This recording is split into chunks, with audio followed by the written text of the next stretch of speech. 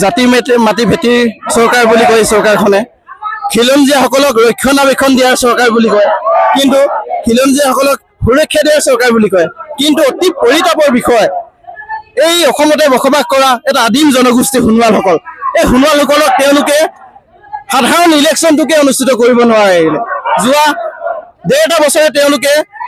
অনুষ্ঠিত কৰিম বুলি এই ইলেকশ্যনটো আজি তাৰিখলৈকে অনুষ্ঠিত কৰিব পৰা নাই গতিকে এই চৰকাৰখনক কেনেকৈ খিলঞ্জীয়া চৰকাৰ বুলি আমি কম আমি কেনেকৈ তেওঁলোকক মানে জনজাতিসকলক ৰক্ষণাবেক্ষণ দিয়া চৰকাৰ বুলি কম আমাৰ মাজত প্ৰশ্ন আহিছে বহু প্ৰশ্ন আহিছে জনজাতি মন্ত্ৰী ৰণোজ পেগুলৈ আমাৰ প্ৰশ্ন আছে তেখেত যিহেতু এজন জনজাতীয় মন্ত্ৰী জনজাতীয় হৈও সোণোৱালসকলক তেওঁ কোনোবাখিনিত বঞ্চিত কৰিব বিচাৰে নেকি এই কথাখিনি আমাৰ মাজত মানে প্ৰশ্ন আহিছে মুখ্যমন্ত্ৰী হিমন্ত বিশ্ব শৰ্মালৈ আমাৰ প্ৰশ্ন আছে তেখেতে সোণোৱাল জনগোষ্ঠীক ভাল নাপায় নেকি মাহিয়াৰ দৃষ্টিৰে চায় নেকি নে তেওঁ সোণোৱালসকলক মানে কোনোবাখিনিত মানে তেওঁ বঞ্চিত কৰি থব বিচাৰে এই কথাখিনি আমাৰ মাজত প্ৰশ্ন আহি পৰিছে গতিকে আমি এই চৰকাৰখনক সকলো প্ৰদান কৰিব বিচাৰিছোঁ যে আজি প্ৰতিবাদীস্থলীৰ পৰা অতি শীঘ্ৰে তেওঁলোকে যদি আমাক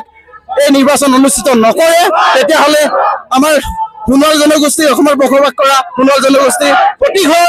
ৰাইজক আমি লগত লৈ ইয়াতকৈ জংগী আন্দোলনৰ কাৰ্যসূচী ল'বলৈ বাধ্য হ'ম।